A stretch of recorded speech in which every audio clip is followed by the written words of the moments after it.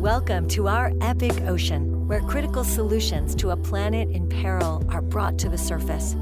Our epic ocean celebrates all that is epic about the ocean and why it is the planet's most vital resource. And now to our host, Rich Gurman. Hey everyone, it's Rich and welcome to the show. In the past year since launching our podcast, I've had the privilege of interviewing some of the most incredible people in the world committed to solutions to the challenges the ocean and our blue planet are facing. People like Wallace J. Nichols, Captain Paul Watson, Louie Psihoyos, Celine Cousteau, Carl Safina, Paul Hawken, and Danny Washington. A cross-cultural pollination of scientists, conservationists, eco-warriors, authors, filmmakers, politicians, conscious business people, and impact-based nonprofit leaders. In each conversation, I asked in some form, what's it going to take for humans to learn to live in harmony with the natural world and prevent us from driving off the cliff? And pretty much everyone had the same answer. And it wasn't technology, it wasn't the government. They all said what we need is an elevation in consciousness and to have more empathy and love for each other, the natural world, and the planet itself. And I couldn't agree more. So I thought it only fitting that with our next guest, we take a deep dive into the heart of the most pressing conservation issues impacting each of us and look at what is holding us back individually and as a society from making the changes required to protect the ocean, the sacred life that calls it home, and show the connection we all have that gives us life. My guest today does his best every day to embody the consciousness I'm speaking of, both in his personal life and his work life. Shawn Heinrichs is an artist, a photographer, an Emmy Award-winning cinematographer, an ocean conservationist, longtime investigative journalist, and a defender of sharks and mantas. He founded Blue Sphere Foundation, which merged with SeaLegacy and its co-founders Paul Nicklen and Cristina Mittermeier in 2019. He's also the co-founder and lead storyteller for Only One, a nonprofit based on protecting the ocean and tackling the climate crisis with Paul and Cristina as well. He's an ocean brother and a friend. Shawn, welcome to the show. How you doing, man? Super excited to be here. How are you doing today? I am awesome. It's an honor. I've been looking forward to this for a long, long time, so let's dive in. I want to start with a quote from you, which seems to be the premise for everything that you do. You said that art is my passion, conservation is my purpose, and for me, the two are inseparable. I have found art is the most powerful tool I can bring to bear to help protect the ocean's most threatened species and habitats. Can you explain how you decided to combine your art and purpose for a greater impact, and how this quote continues to resonate with your past work and your current work? Love the question. And I also love the introduction and how you spoke to consciousness, because in my work, so many people jump right away to what can I do? And that's, in the end, extremely important, right? But there's a layer beneath it because we don't have any sustainability around doing. We've been doing a lot of conservation work for decades and we're still in a mess, right? So we clearly haven't cracked the nut. We haven't broken the issue wide open and we haven't done what we really need to move the needle. There's a quote by one of my favorite people ever to live, Albert Einstein. And he said, "No problem today will ever be solved with the same level of consciousness that created it." Mm-hmm. And really, if you think about that, and you think about how we spend so much time in our heads, in our minds, in our lives, trying to unravel the spaghetti wire that we're constantly confronted with and trying to solve problems. But inevitably, we just end up in this loop where we keep falling back into the same patterns and we keep struggling and then we try to sort of work our way out of it, brute force it, think our way out of it, but we never really get there. It's because we're really going from a mind space. And I love the saying which says the mind is a powerful servant but a dangerous master. That's right. We live in a very head-centric society, a very masculine approach, a very dominant approach where we try to bring intellect and solve it. And we want to throw the best technology and the best problem solvers at the issue and fix it. But this isn't something we fix out there using clever technology and all those things. This is something that's much more internal. It's much more personal to each and every one of us.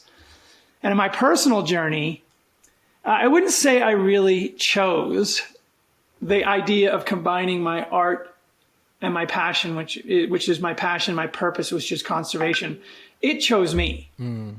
I tried to work in these various veins, and I knew from a small child that the artistic side of me was really important. I was a drawer. I was painting when I was a small child. I was looking at nature and always marveling at its wonders and the colors, the contrast, the beauty, the symmetry, the asymmetry, and all the things that make nature so profoundly incredible. At the same time, I was always driven to sort of higher cause and higher purpose.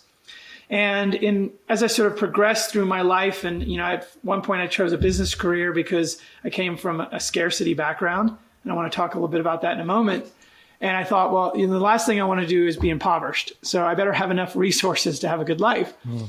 But what I learned along the way is none of that life was worth living if the entire life support system of our planet was dying around me. And the purpose really came back to me, which is my love of nature, is to be in service to nature. And in pursuing that, I felt a deep sense of accomplishment in each and every action, but what was lacking in that work was the nourishment of my internal soul and my being. And that was the artist in me. That was the creativity. That was the passion. And in my case, it was a hobby, photography, that turned into a career, photographer, filmmaker. And it was the application of that creativity to a purpose that really created a complete sense of being for me. The passion and the purpose fused together. And that's why I say, for me, the two are inseparable. And I've been many times in my prior sort of development of my career, I've had people trying to tug me one way or the other. If you're going to be a serious conservationist, you need to put down that camera and get at that desk or do your work. Yeah. And I'm like, I can't just do that. It doesn't work for me. Or if you want to really make it in the film and photography business, you got to let that conservation scary message dwindle so you don't scare off your audience. And I was like, I can't do it.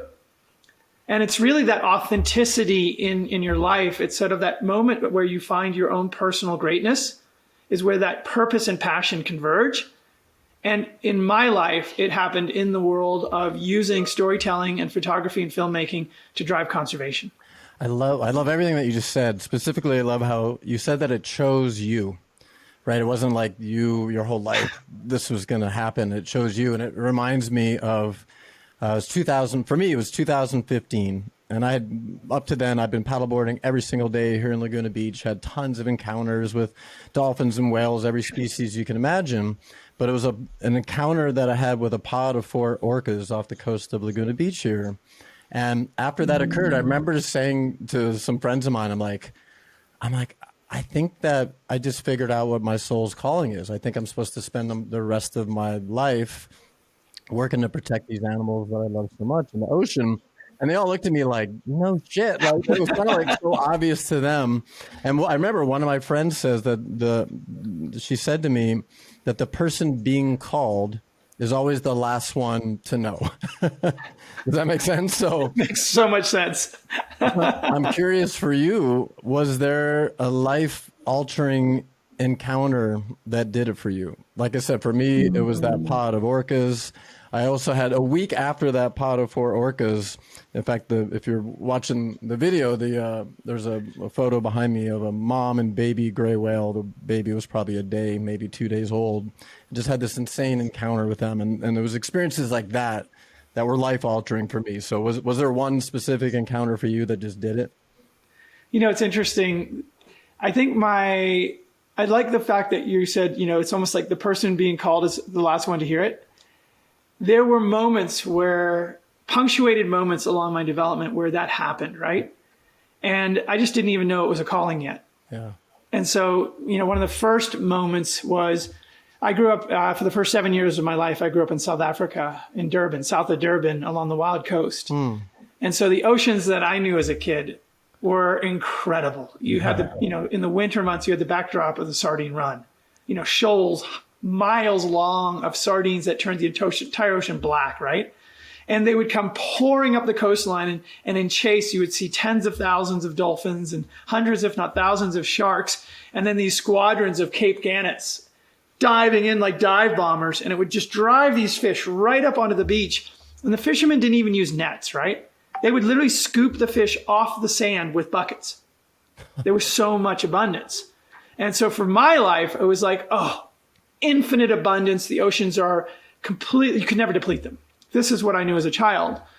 But now juxtapose that with my school field trips every year where we'd go to the Sharks Board, the Natal Sharks Board. And in South Africa, they have shark nets. And they're meant to keep surfers and people safe.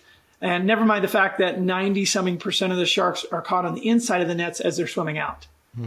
So it was really more of a ploy to make people feel safe versus any form of actual protection, yet entangling and killing all kinds of marine life at wherever these nets are located. And we would go to the Sharks Board and they'd take us on a tour and talk about how they're protecting all of us. And then they'd take us to this freezer room. And I just remember they would open this big, huge door. And the first thing you just see is white as that the mist from the freezer room, that it condenses in the air and it forms a fog bank. And the next thing is this smell of ammonia. It's this uric acid. And it just hit me. And I was like, whoa. And then as it cleared, you would just see from the floor almost to the ceiling, these bodies of incredible sharks, silky sharks, tiger sharks, blue sharks, bronze whalers, magnificent sharks. And I remember my fellow classmates, and I'm like 6, would be oogling like, wow. And all I felt was a deep sense of loss. There was nothing fascinating to me in the slightest. I felt like I was looking at a house of horrors, like a genocide room, right? And there was something pulling on me right in that moment. It was like that first tug. This isn't right. And, in the words of now just recently passed Desmond Tutu, Reverend Desmond Tutu, he said, to remain neutral in situations of injustice is to choose the side of the oppressor. But I was only 6. Yeah. But I felt like I can't remain neutral in this. Wow. Now fast forward many years later, and at this point I'd already discovered, this is in the early 2000s, I'd already discovered what was happening with sharks in my work in Asia and business development and things like that. I'd been to the Chinese seafood markets, and I'd been diving and seeing some of the damage being done. And it became readily apparent to me that everything in the oceans was ending up on store shelves. And the oceans that I'd known as a kid didn't exist. They had already disappeared, and we were very quickly running out. I was witnessing the twilight, the sunset of this incredibly vast, undepletable system. And it was quite not that. It was being completely lost. And it was in early 2000s, I was on a project in West Papua in Raja Ampat, Indonesia. And our team at Mosul had just established the first marine reserve in all of Raja Ampat. I think it was about 1,200 hectare no-take zone. And negotiated with the community, and the community had started setting up with us ranger patrols. And it was this really transformational idea. Hadn't ever been considered in this area. And I went there, and for 2 weeks straight, I was filming in the oceans with my camera, and it was such an amazing system. You literally fish so dense you could push your hands through them. Colors of corals I couldn't even describe. I don't think there were names for them. But there was one thing missing. In 2 weeks, we hadn't seen a single shark. Sharks, yeah. Not one. And, I wanted to come up with other explanations. I wanted to believe that it was the wrong season, the temperatures were wrong, all kinds of other excuses. But again, there was a tugging going on inside of me like, this isn't right. But this time, the calling didn't let me get past that denial. And on the final day, we had just finished a beautiful dive, and we're driving back, and we look back in this sort of little mangrove estuary, and we see a nondescript wooden fishing vessel parked there. And it's right in the boundaries of this new take zone. And we figure, well, they're probably just resting for the day or whatever. So we pull up to investigate. And as we approach, you start smelling that smell. And I remember instantly from my childhood that smell. It's that smell of dead shark. And if you've smelled it, you know it. And it was so imprinted on me that anywhere in the world, I can go to a market and I can tell you instantly if they're hunting sharks before we even get to it. I can just smell it. It's almost parts per million. And I was like, oh no.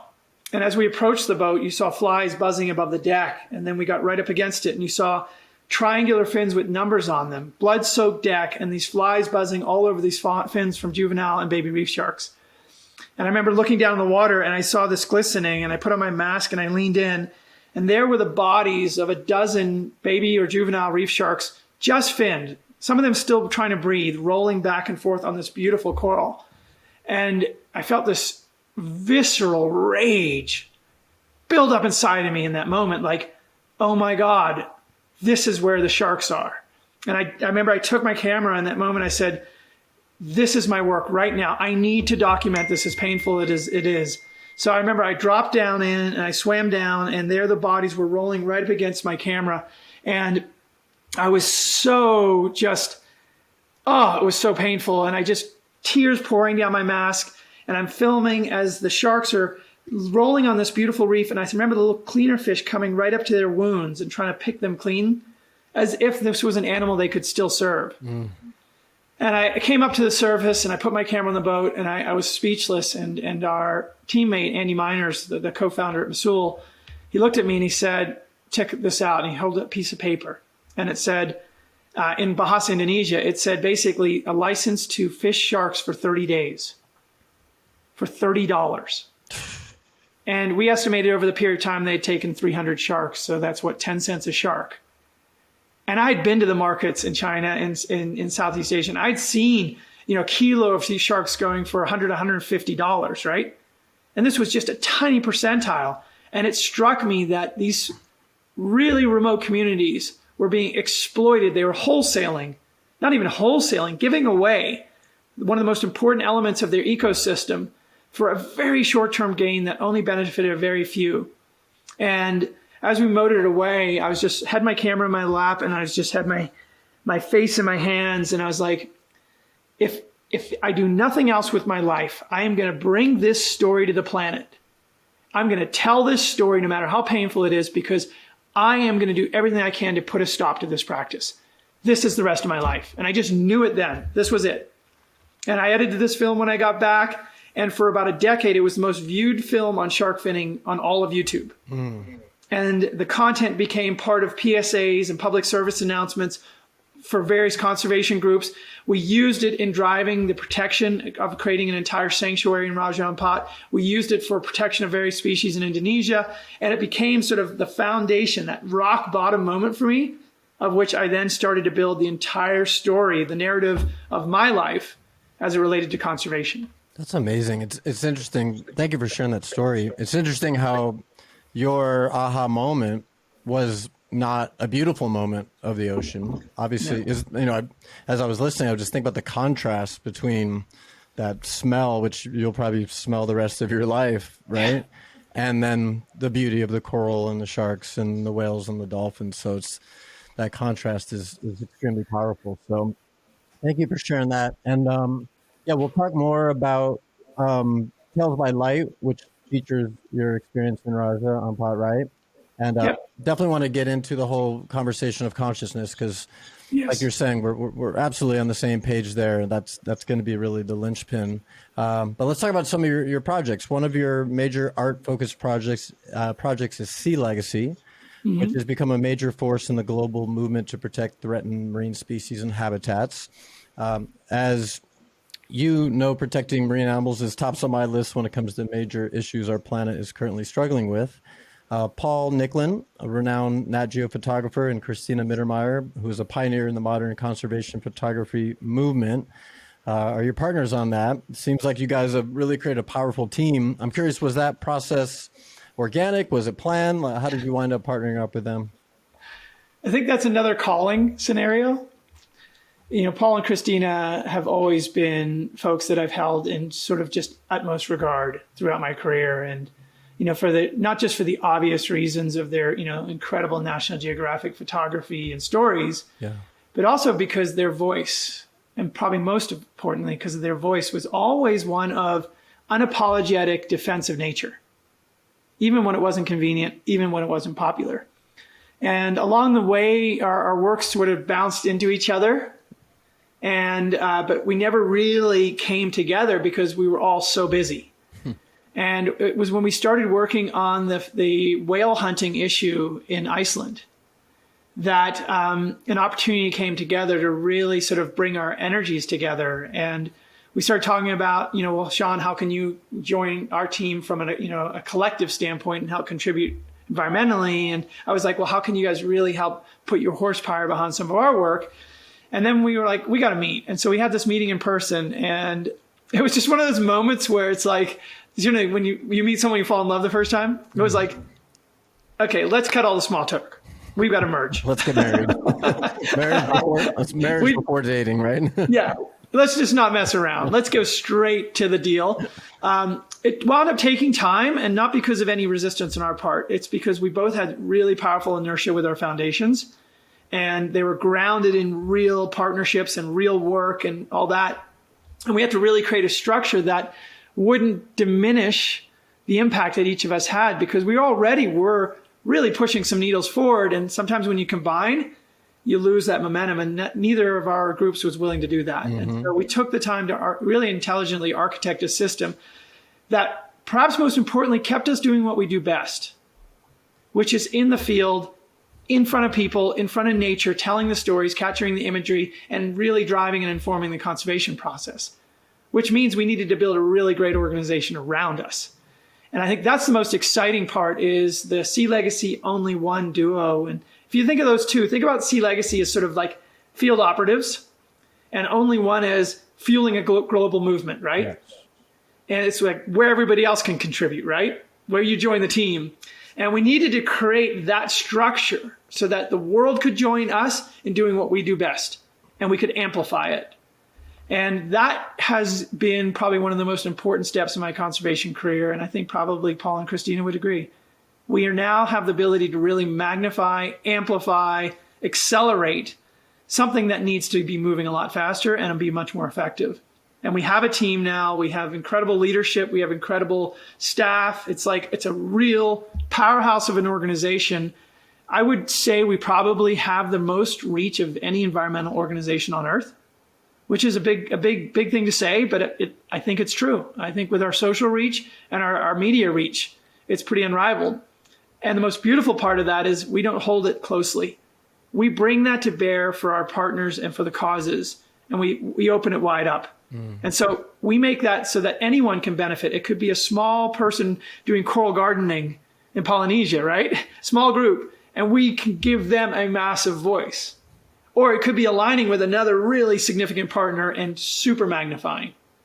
And so the idea of really sort of letting go of ego and creating a much more inclusive model is one that we had all struggled with in conservation before. We'd always found sort of insularity and pillars. And again, we're going to move back to consciousness again. Like, why is it the people who are trying to save the planet have as much issues, if not more issues, than general society, right? They're no different. We're all no different than that. And so the very problems that plague people in other industries are even more so plagued because you have such passion in conservation. Mm. So we needed to create a system that was not fallible to that. It needed to really push through all of those insecurities and all that insularity and create a significant movement that was incredibly inclusive so that we could really turn the tide. That's awesome. It sounds like you guys, the three of you, must have had real conscious conversations about, leaving the ego at the door and what the real purpose of what you're doing was, that it wasn't about you guys, that it was about the bigger picture. Absolutely. So just to clarify, so Only One is a platform for change, focused on stories, solutions, like you said, community action to protect the ocean and tackle the climate crisis. And there's also a focus on creating a more just, equitable planet. So yes. If I understand correctly, SeaLegacy now falls under the umbrella of Only One, which is a newer nonprofit. Is that right? Correct. And I mean, technically, my foundation, Blue Sphere Foundation, became Only One. Got it. And it's a US 501(c), tax-deductible charitable organization. SeaLegacy is based in Canada, and it is now a subsidiary directly of Only One. Got it. And because none of us have egos, we're all just equal co-founders in all of it. That doesn't matter to us. What we care about is how we show up and what we show up for and what we do. So tell me what's your favorite success story that you guys have been, because I mean, Only One, a few years old, has really got a huge presence. That's not easy to do, to achieve that quickly. So give us, what's your favorite win? Whew. What's my favorite win? We got some really exciting successes that I feel really good about. In terms of our organization, I'll sort of point to two ones that I feel really excited about. One of them is the work that we do in West Papua, which is in the Coral Triangle. It's literally the epicenter of marine biodiversity. And not just that, it's home to the world's largest intact rainforest in Asia. It's also the largest mangroves on planet Earth, combined with this incredibly abundant reef structures, the most species of corals and fish found anywhere on Earth. And in West Papua, we have a regional government that has been very progressive in their outlook towards the rights of indigenous communities and the preservation of critical habitat. So we began working with Conservation International and our team almost a decade ago there, specifically on this initiative, but more recently in driving to what we call the conservation province. And it was a couple of years ago where we finally crossed the line and the governor of West Papua signed into law a declaration that declared the entire province a conservation province. And what that means is instead of the assumption being you can exploit unless you prove otherwise, now the assumption is you must conserve unless you can prove otherwise. And even more tangibly, they declared, I think, greater than 60% of their forests as untouchable with regard to extraction. And then they declared, I think, greater than 70% of their mangroves as fully protected. And then set up commitments to marine protection and fisheries management to cover a much larger percentage of their waters. And since then, they've been going through and revoking all kinds of palm oil permits that had been established under prior regimes. And it's sort of like becoming the blueprint for how we can look at inclusive and comprehensive reef-to-ridge conservation in other parts of the planet. So for me, it's sort of more than just a declaration. It's the commitment and the work that is being done to make that paper into a reality. And I'm extremely proud of that. And it's one that, we've been all a part of. And Cristina was there when we were doing the full tour with our theater systems and galvanizing the communities. And for me, that really represents how people can come together, both out of the organization and in the organization, put aside egos and personal gain and make something really important happen. That's amazing. Is that something like that you feel is realistic that we could do here in North America, where there's probably way more people and business interests and things like that? Like, was that, not that was easy to pull off over there, but how would you correlate that to accomplishing similar in much more populated areas? I guess I think we're going to have to do it. I don't think it's an if, it's a when. And how much will we lose before we try to finally figure out that nature is us and we are nature. We're not apart from it. And it's that very illusion of the apartness, the separateness that is leading to the fires raging in California and now in Colorado, and these incredible weather swings and the loss of our river systems. And you go down the list, right? The wake-up call is happening. It's just like, when do we hear the calling? And that calling says we need to take an integrative view to our existence in the natural world and make sure that our practices are in line with it and not completely trying to subvert it. I agree. Amazing. With only one, you built a community. Last I saw was over 8,100 supporters. Yes. So you probably have the exact number. I'm curious, how are you using people's donations to make an impact? And what's the best engagement strategy that you're using to keep your followers really connected to the long-term goals? Well, what I found during my years, and I think Cristina and Paul are completely aligned, is that a lot of great work is happening on the front lines by individuals or small groups that are doing a ton of work with almost no support. And these are the unsung heroes, right? These are the people that, if you really want to put on a pedestal, they're the ones who have the least and are giving up the most to do the most. Yeah. So our philosophy is, let's raise the voices and let's direct support to those frontline people, often community members who don't have any of the tools or wherewithal yet to really call attention to their work.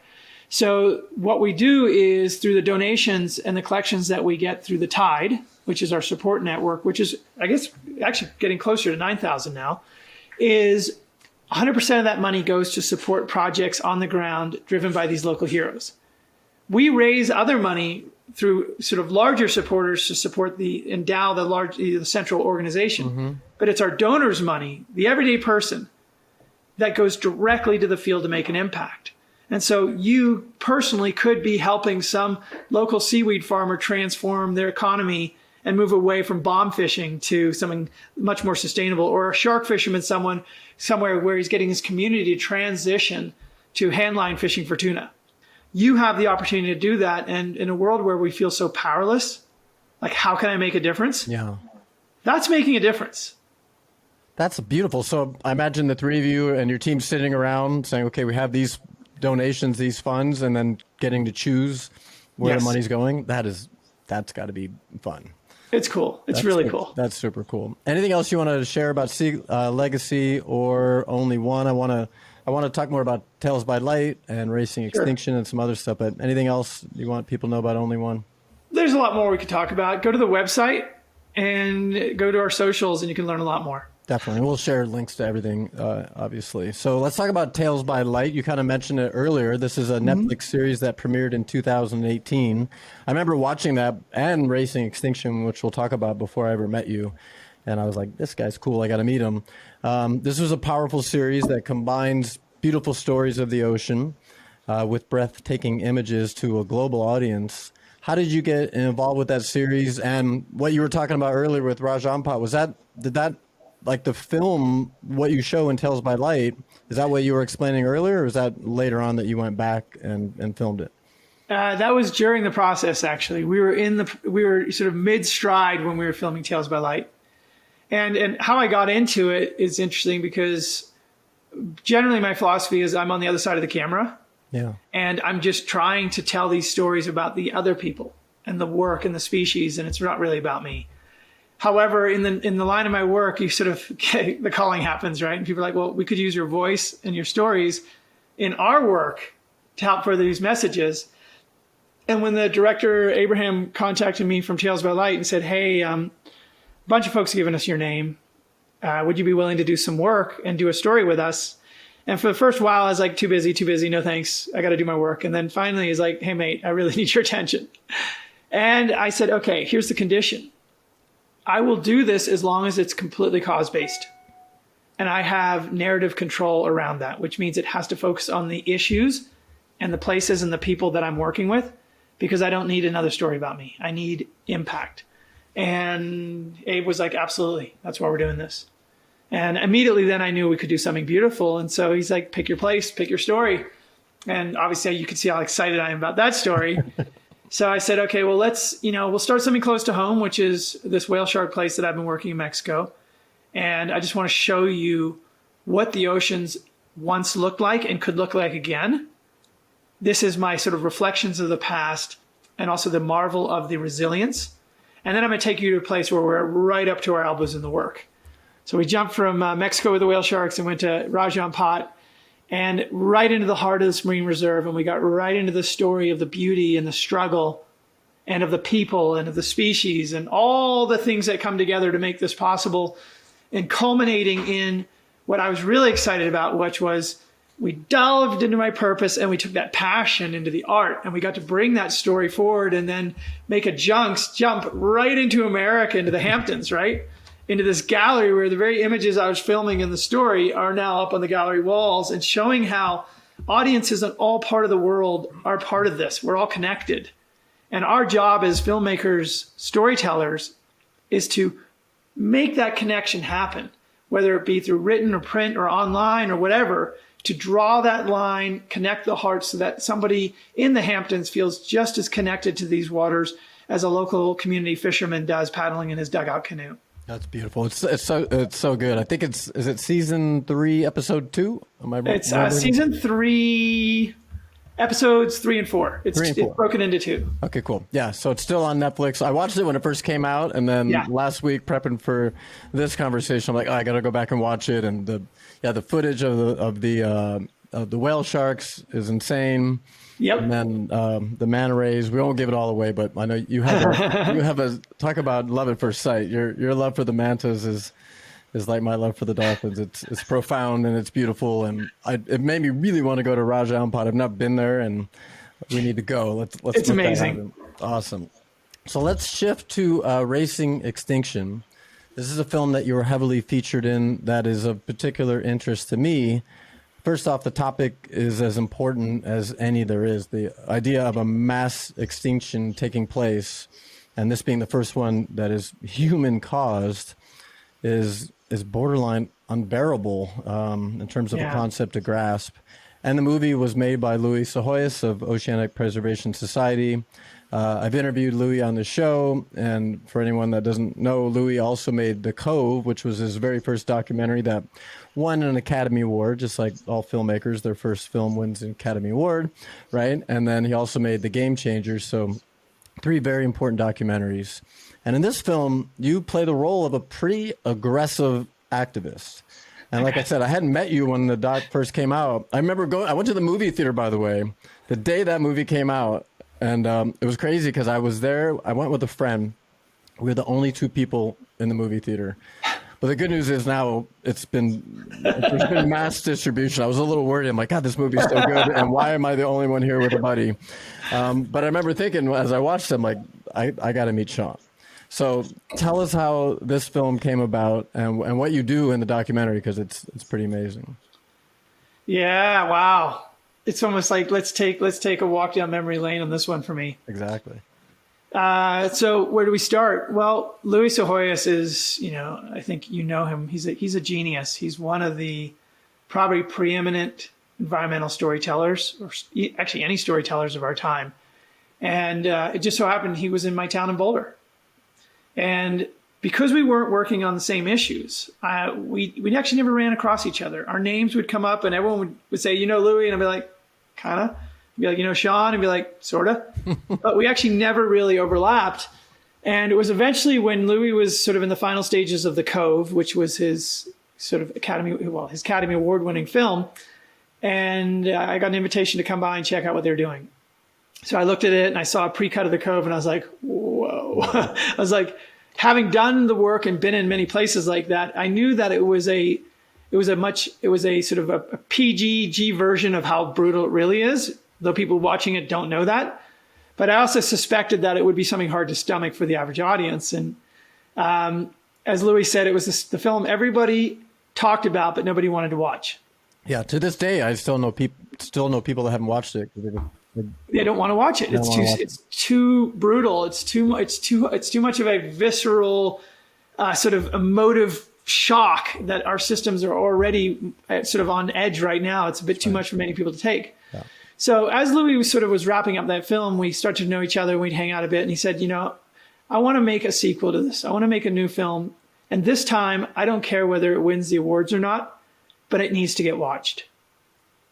There's something happening right now. And he said, I'm looking at your work and there's areas that you're doing that really touch on what we're doing in this film. And I said, like what? And he talked about my work with sharks, my work with manta rays and all that. And he said, would you be willing to work with us on this?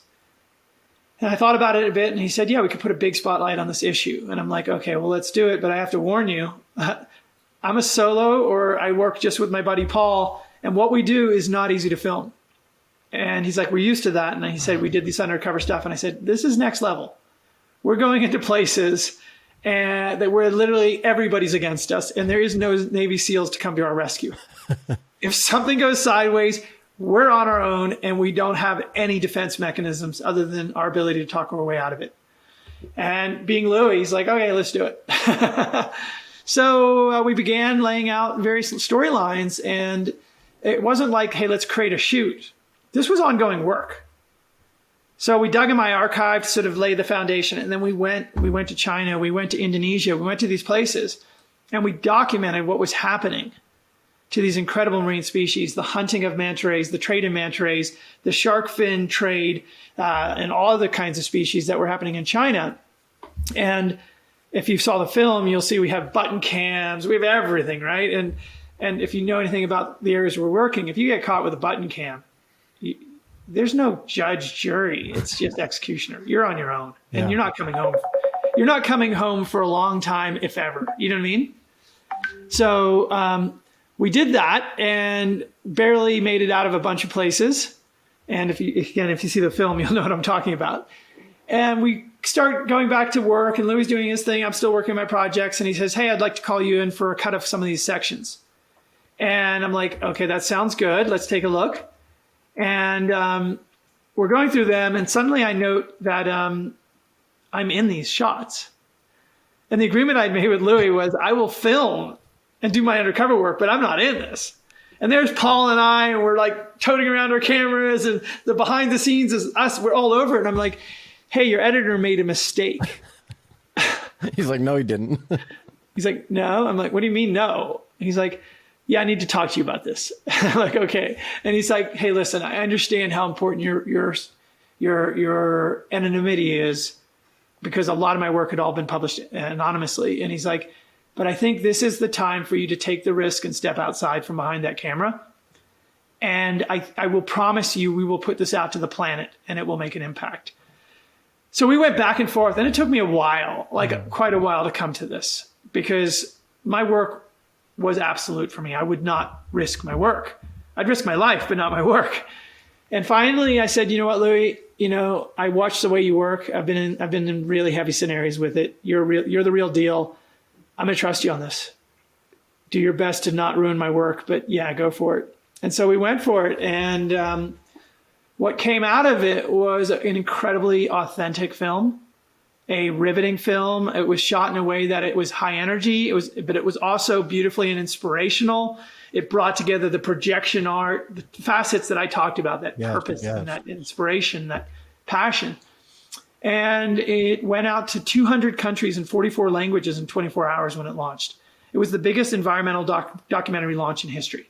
Amazing. And I think very quickly we got like 30 million views on it. So, maybe the theater was empty at one point, but it was globally, it was like in the afternoon. There was nobody there, but I'm glad. But it went out. It totally did. It set things in motion. It became sort of a foundational piece, a reference piece for our work, my partner's work, all of our work, to show the world that there's a bigger, better way to do this that's more inclusive. And I think what's more inclusive than 1.4 billion people viewing projections on the Vatican? It's huge. That there's no numbers in even The Rock's social media following, which is the most on any Instagram. There is no numbers that rival something like that. That is as big as you can get in terms of making an impression. And so we can do it, and we can do it with the stories and the natural history and the conservation work that we want to do. We just need to think about it differently, change our consciousness. I love hearing the backstory of the conversation between you and Louie, and I'm hoping that maybe there's somebody watching right now who has that message, whether they're an artist, storyteller of some kind, or whatever it is they do, and maybe they've been holding back out of fear, and hopefully you're inspiring someone, if not many, to step out and get in front of the camera, either metaphorically or like you did for real, and make a bigger impact that way. Let's stay on racing for a minute. I think it's easy. It's funny because the movie was entertaining, but even when I interviewed Louie, I said, we were talking about how The Cove is hard for people to watch, and quite honestly, I think Racing Extinction was a little hard to watch when you think about the magnitude of the problem. And I think it's easy for people to feel overwhelmed at all the challenges we were facing, and it's easy just to tune out. But I remember in the film you said that it's better to light one candle than curse the darkness, which is pretty poignant and poetic. What do you mean by this?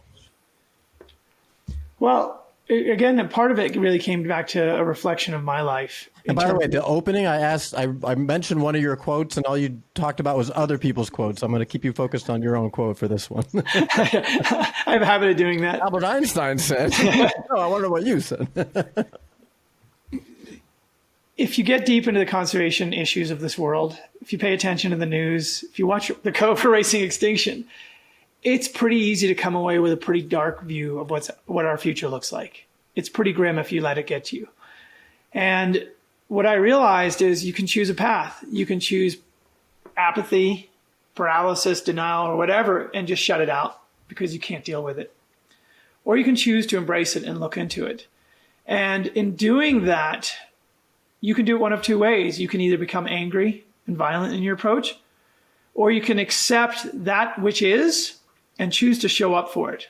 Really choose to show up for it and do so in a way with compassion, with light and inspiration, with empowerment, like as someone who really wants to make a difference.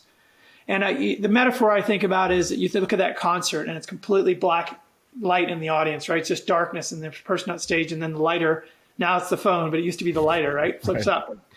And then someone else does it. And eventually all like a wave moves across the entire audience, and then it's just shimmering with light, right? When that first person flipped on that light or their phone, right, it seemed impossible that that light would even be observable or noticeable or important.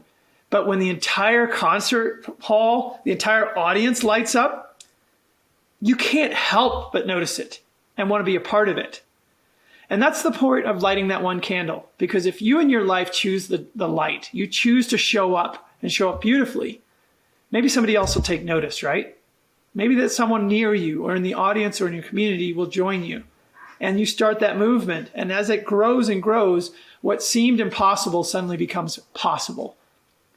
You have now shifted the equation. And that's why I think that quote is so important, because so many of us wonder in our lives, why does what I do really matter? And it's the lighting that one candle. Rather than sit there on the sidelines and criticize, stand up, be noticed, and make a difference. Because you might be the catalyst that changes the world. Well said, man. Better light one candle than curse the darkness. And this is, I think, a good segue into where I want to take this conversation. Like I said, in racing, you're a pretty hardcore activist doing some pretty scary shit. You know, like you said, your life was literally on the line. And it was there's a big difference between someone that calls himself an activist versus a conservationist. I've actually never liked the word activist. To me, it just never resonated. Mm-hmm. And now, correct me if I'm wrong, but it feels like you've had a shift since appearing in that film. Mm-hmm. And recently, you put on an event in Los Angeles that I attended called Ocean Bloom. And I showed up to meet you, and you're on stage. You're telling these amazing stories of dolphins and whales and manta rays and sharks. You're projecting insane video on the ceiling of this dome, and there's hundreds of people laying on their backs looking up at this incredible footage. Your buddy Samuel J. is up on stage with his band playing incredible live music. It's story and music and visuals. It was, I thought I was at Burning Man in downtown LA. That's how it felt. So my question is, have you shifted away from hardcore activism towards something different? That's a great observation. You're not the first person to observe that either, by the way. Yeah, there's definitely the hippie self that's come forward a bit. And I think that's really a reflection of my personal journey. I think I started out as a kid in love with nature. And then when I sort of began my work, I thought, well, hey, if I can just show people pretty pictures and share with them those pictures, everyone will get excited. Didn't happen. Here's a beautiful whale. Who cares? Here's a shark. Who cares? I got upset and I said, hey, I need to really show what's happening. And so I did about a decade of hardcore investigative work into the darkest, scariest, triad operated machetes, guns, all of it, right? Thinking if I can put a spotlight on the horrors that's happening, I will wake the world the hell up and I'll make a difference. But still nothing changed. But what changed in me is my world inside, my inner self got darker and darker and darker to the point where I couldn't take it anymore. It was too much. It was too heavy. It was a burden that I couldn't carry, and I couldn't just be that soldier for the cause. And I realized that there was an element missing, a really important element, which was the connection that I felt to these other species, these other beings, at least on equal, if not subordinate to, was lacking in the world. And if the one gift I could bring was inspire the level of connection I feel in others. And that really had to be a transformation of message. One of compassion, empathy, one where we align with these things, that we are a part of nature, not apart from nature. And in order to do that, I needed to look within myself, because I couldn't be a false prophet.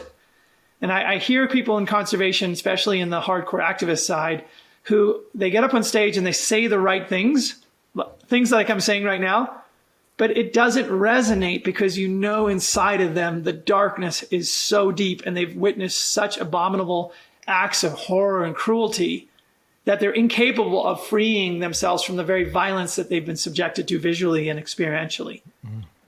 And so for me, I had to make that transition. I had to start with me. And I think if we're going to talk about anything today, it's that work, which is the most important work I do now. It's none of the other work will ever succeed if it isn't for the work I'm talking about, the internal work. I hope it's not cliche, but what I'm hearing you say, it's really about coming from a place of love versus fear. You started the conversation an hour ago or whenever talking about getting out of the head. And yes. So to me, it's the journey of moving out of our head, trying to think the solution, which has not been working, and moving into the heart, which is more of a feeling place. And you talk about compassion and connection. That's why I say I don't want to be an activist. I want to be a conservationist, right? Let's protect what we love. You know a little bit about this project that I'm working on. We're building a whale reserve in Norway, northern Norway. Yeah. In fact, you know Courtney Vale, who works with Louie at OPS. She and I are on a small team of people that are just super excited and committed to this project. And one of the things that we're very focused on is not being anti-captivity. Are we anti-captivity? Do we want to see whales in little concrete pools? Of course not.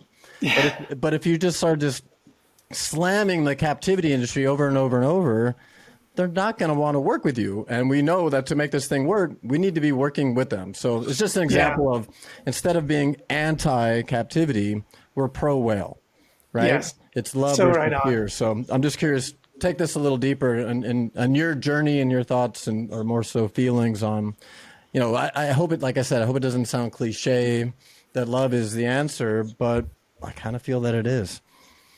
Well, it's funny when people even use the word cliche around love, right? Like, or naive, cliche or naive. Who doesn't want love in their life, right? Like, it seems like in other aspects of our life, when it comes to our partners, our friends, our children, right? Love is literally foundational to our dialogue, right? But then suddenly when it comes to talking about beings outside of ourselves, it becomes cliche. It becomes hippy-dippy. Yeah. What? Like, could you imagine if you said someone's holding their child and you go, oh, I love you so much. And you walk up to them and go, that's so cliche. You would get a blank stare. Like, are you kidding me? Right. But I can see when you're talking, like we've all experienced it when it comes to talking about, I love manta rays. I love these beings, right? Because it's our incapacity, our own self-constrained incapacity to exude empathy beyond ourselves or to other species in particular. We barely can do it for other people. Look what we do to other humans, right? Like, oh my God, the atrocities we commit. But when it comes to other species, that next abstraction layer is very difficult for most people, except when it comes to having their pets. Why is that? Why is it people talk about loving their dog, their cat, their guinea pig, or whatever, and nobody even blinks an eye? But when you talk about an elephant, everyone starts going, you're anthropomorphizing that animal. Are you kidding me? It's because we have a relationship and connection with our pets that we don't have with these wild animals. And because of that relationship, we give ourselves permission to open up our empathy centers and to connect on a deeper level, and such that we lose a family member when we lose our dog, right? We get it. It's a very small jump, but seems to be a very difficult jump for the average person to take that next leap and say, okay, forget about the pet you have in your own control and now extend it to all the beings that are just as sentient, many of them more intelligent, many of them exuding much more complex social behaviors, you name it, right? And do that. And why is that? And I think this is what we have to talk about as a community, as a society, as a global community, is what is preventing that from happening. And that's the work that I had to do internally. I had to answer that question for myself, because if I couldn't answer it for myself, I couldn't show up anymore for the work authentically without putting on a fake smile and slamming doors behind the scenes and shutting down. So I looked across communities around the world and I said, what is it that is driving this incapacity for our species? And it finally hit me. And it's a singular word, and it's probably the most important word that we are struggling against, and it's called scarcity. Mm-hmm. We have grown up in a society that breeds, feeds and craves scarcity. And how do you know this? Well, look at everything in our lives. It's about getting more. And the more money we have, it seems the more we want. It's an insatiable hole that we can't fill. And I had to ask myself, well, why is it that we can never have enough? And it became quite obvious. Because we don't feel like enough.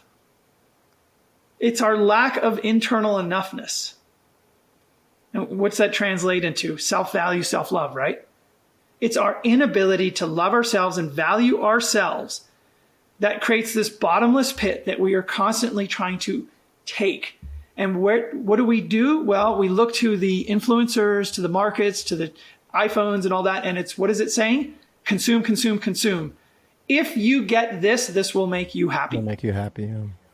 Something external to me is going to bring me happiness. And so all the companies in the world that are capitalizing on it with all the biggest market caps, right, are filling our lack of enoughness by giving us more. Yet, if you look at the polls and you look at the research data, people have never felt more empty and more disconnected today with all of those things than we ever have before in history. So it comes down to scarcity. And so, okay, well, that's great. You've given me some esoteric concept like scarcity and enoughness.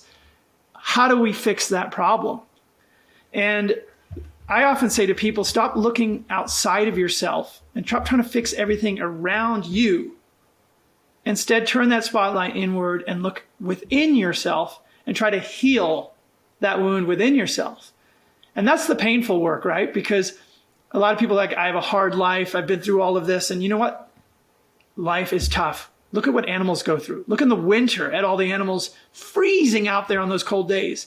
Are they sitting there in circles complaining about how hard their lives are? No, they were born into that struggle. And we were born to struggle. And some people have incredible struggle. And I wouldn't wish it on me or anyone I know, but it still is. So it's not what happens, it's how we show up for it. So it's getting rid of the narrative around our lives and why we are either victims of something or a consequence of something, but more embracing that it is and taking back our power and choosing how we show up for those things in our lives. Allowing ourselves to accept what is and then embrace what we are and be okay with it. Really be okay with ourselves. And from that place, allow healing to happen because we all have deep traumas. Some people have horrific traumas, and I will not diminish them or understate how bad those can be, but they all deserve to heal. I don't know a single person who doesn't deserve to heal from their traumas. So it's about allowing and forgiving and doing that work. And as long as you carry the bitterness and the anger and the violence within yourself that you've experienced, you will never heal. So you need to release that. You need to let go of the violence within you. Otherwise, we will continually externalize that violence on our community, on our friends, families, and mostly on nature. We are literally perpetrating that violence against nature. So allowing that healing to happen, seeking out the support, supporting ourselves.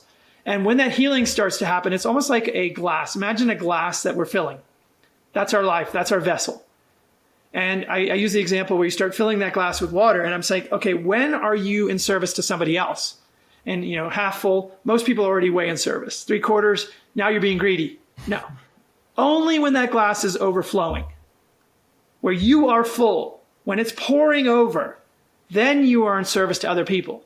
Now you're actually out there doing your work and supporting others. And people are like, well, when's if I start to deplete my glass? Well, my answer is, if you've done the work and you're healing that vessel, there is so much beauty, so much beautiful source power moving into all of our bodies. You will never be empty. That glass will always be overflowing. You can always be in service. In fact, more than you ever been, because you will never feel depleted. So it's about doing that internal work, allowing that healing to happen so that you no longer don't feel like enough. You are enough. You're way more than enough. And in fact, the idea of enough doesn't even exist anymore for you. You don't care. You are connected to all beings. You don't need to have your share. You are all of it, right? So bringing that forward, and then suddenly that scarcity model that's operated in your life no longer matters. It no longer drives you. And why does that matter? One person? Well, you're now that one candle. You bring a light that others can then, like moths, come around. You can inspire not through what you say, but what you are. And so when you show up for that work, instead of being that guy that's running in and out of the building trying to save one orphan at a time while the whole building burns down, you're showing up for each and every person in your life, and you're creating a community of rainbow warriors or whatever you want to call it, right? People who are heart-centric that are showing up from a place of love and not violence, so that we're helping heal versus fix. We don't need to fix anything. We need to heal. Because I'll tell you one thing, and this is the other piece that a lot of folks lose, is perspective. There is 1 billion trillion stars at least in our universe. And who knows how many planets out there circulating them, and who knows how many of them are supporting life, but I could argue there's a lot. If this entire planet, forget about just a little issue we're working on, just blanked, do you think the universe would care? Nope. No. And then time. We're talking about, what, 12 to 14 billion years of historical measured time in our universe? So we're talking about a sliver of time so thin that statistically it's invisible. We're talking about a speck so small that statistically it doesn't exist, right? And then we're talking about our presence on it, right? Get perspective, put aside your ego. Whatever you do in that capacity doesn't matter. What matters, though, is how you show up for it. The energy you bring to it.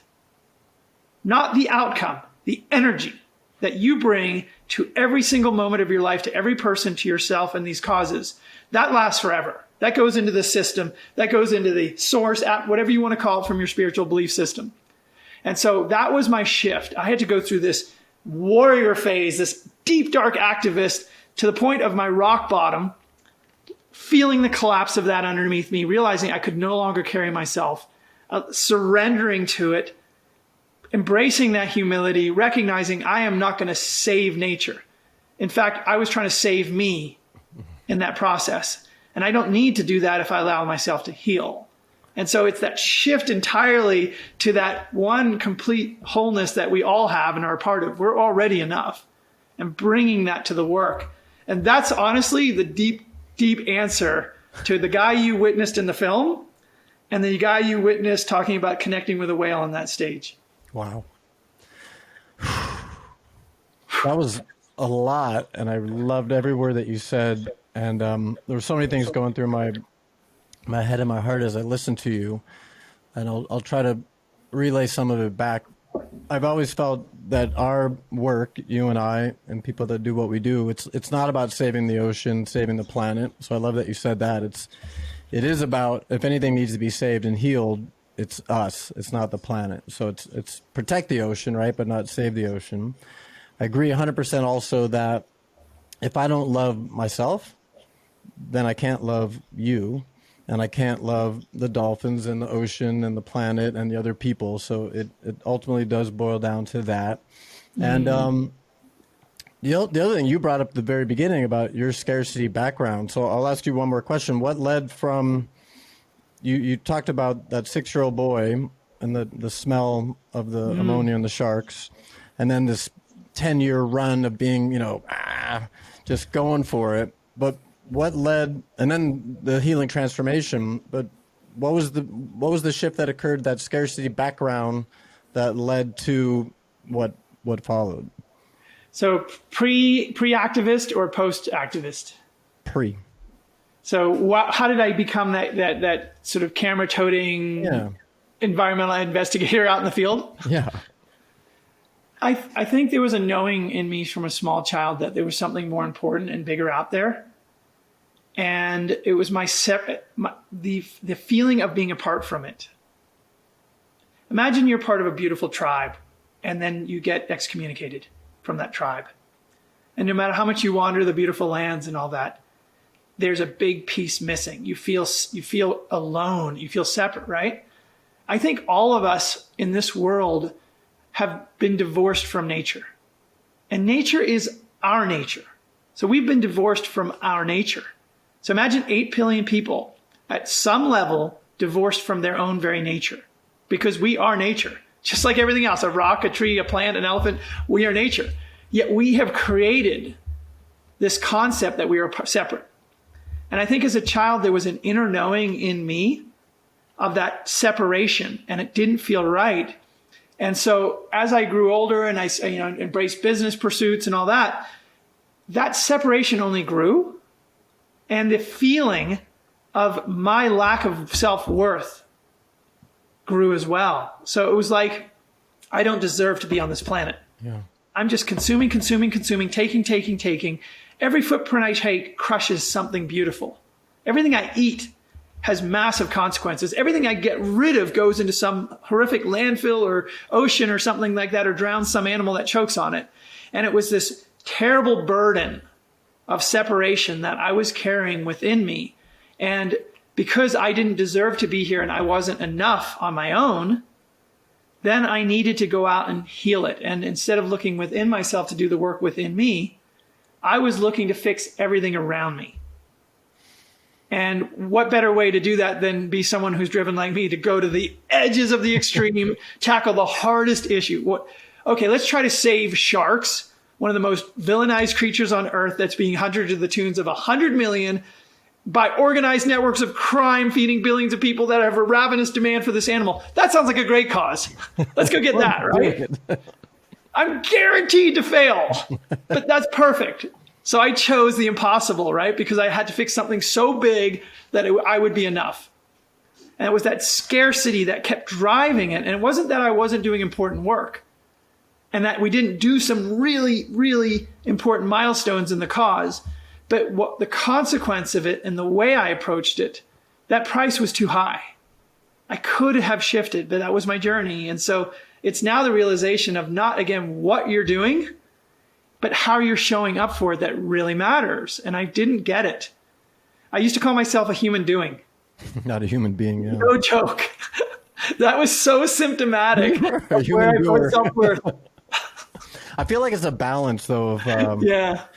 It's doing the inner work, right? Doing the healing, letting go, the surrender, that whole process, which most people don't want to do. And I think that's why we are in this world of, of external things and wanting more, and how do we look versus what do we see and all of that. It's because it's hard to look down that rabbit hole. Let's be honest. So it's finding a balance of doing that important healing work and at the same time putting yourself out there into the world. I've always said that anytime I catch myself feeling fear and worry and doubt, I'm focused on myself, and I can shift that pretty quickly by just asking, who can I serve right now? Who can I serve in this moment? So to me, it's really about that balance. This is awesome, man. I knew we were going to go deep, and this is exactly the conversation I wanted to have. So a few more things. For anyone watching that wants to make a difference or listening, what's your best advice? Should they join an existing movement like you've created? Should they start their own thing? What do you tell people that, like you as that 6-year-old boy, know that they're here to make a difference? So there was the first saying that is truly important in my life, which is better to light one candle than to curse the darkness. The other saying, which was Mahatma Gandhi, was be the change you wish to see in the world. See, I knew you had to bring up another quote. I used to have, until the bands ripped off during one of my filming things, I used to have one band with each of them on each wrist. Nice. But they're burned into my mind, in my heart. And I tell people that, and you really dissect that quote, be the change you wish to see in the world, right? So first of all, it's being. It didn't say talk about the change. It didn't say just do the change or navigate the change or support the change. It said be it. So if you're a person of integrity, or you like to believe you are, or you want to be, every opportunity of your life, you get to make choices about how you show up in this world. Are you being it? Or are you intentionally choosing ignorance, apathy, or greed as your alternative? You get a choice every time you sit down to buy something. You get a choice every time you choose to get rid of something. And you get a choice every time you are using energy, which are the three big things that we make impact on this planet: what we consume, what we dispose of, and the energy we use in the process. So become really conscious of that. And instead of living an accidental, unintentional life, choose an intentional, conscious life. Which means if something doesn't feel right, instead of turning away, dig deeper. If a friend starts telling you about something that you like to eat, instead of saying, I don't want to hear it, shut off that defense mechanism and hear them. Find out why industrial farming is destroying our planet. Find out why the excessive consumption of beef has more impact from a climate standpoint than just about anything. Don't shut them down because you like it. Be it. And doesn't mean you have to change everything this moment in your life, but start making more conscious choices and conscious decisions around those topics. And when you dispose of stuff, think about it.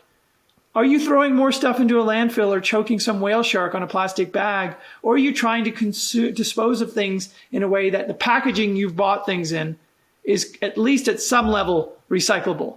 And don't just rely on that because a lot of, quote, recycling still ends up in the landfill. So think about how much you consume and where it comes from and how often you consume.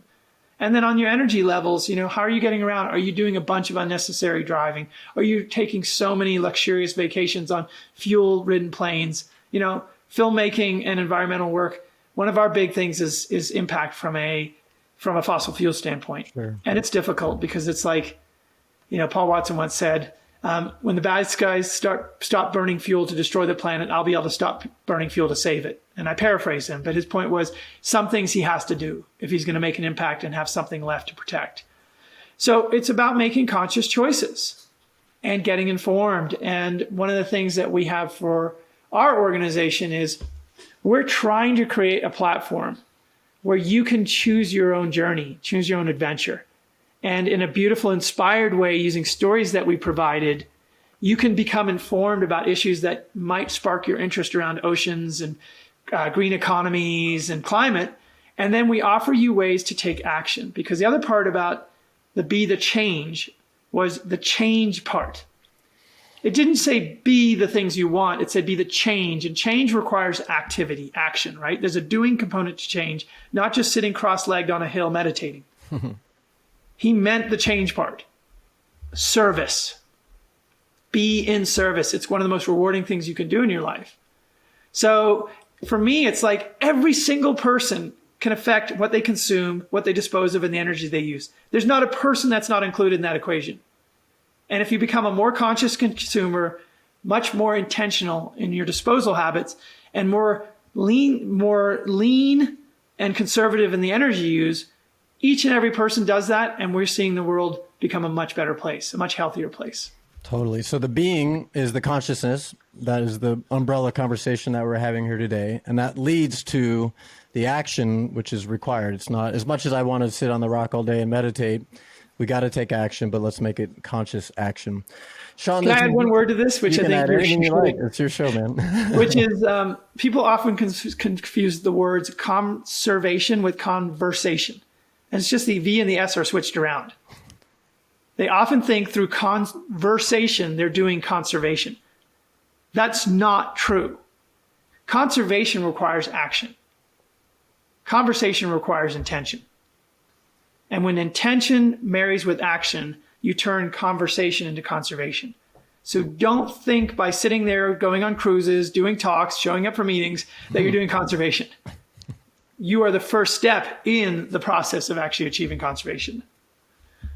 Well said. So Shawn, you're awesome, brother. I love you so much for having this conversation, for being here, and just I love you for the man that you are, for who you are being. We will share links to everything that we talked about so people can check out the films and the websites and the projects and whatnot. I will give you the final word. What do you want to say? Don't be afraid of the work. I think one of the things that people think about in their lives is in order to be a conservation-oriented person, it requires a lot of sacrifice. I can think of no better life than to feel deeply connected and purposeful in every moment of my life. You can't buy that. You can't order that online. There's no other way to do it than to find it within yourself. And inevitably, when you really choose a path of connection and purpose, the service nature to others and to our community and to our planet are implicit in that. They just are. And in so doing, you have a much richer life. And so there isn't the trade-off that you've been marketed. There is no trade-off. It is a huge net gain. And so I encourage everyone, instead of turning away and fearing that path, giving yourself permission to live a complete, whole, full life and want a beautiful service, because the number one person who will benefit from that is you. Amen to that. Shawn, you're awesome. That's our show, everybody. We will see you next time. Thank you so much, Shawn. You're the best. Thank you. I really appreciate it.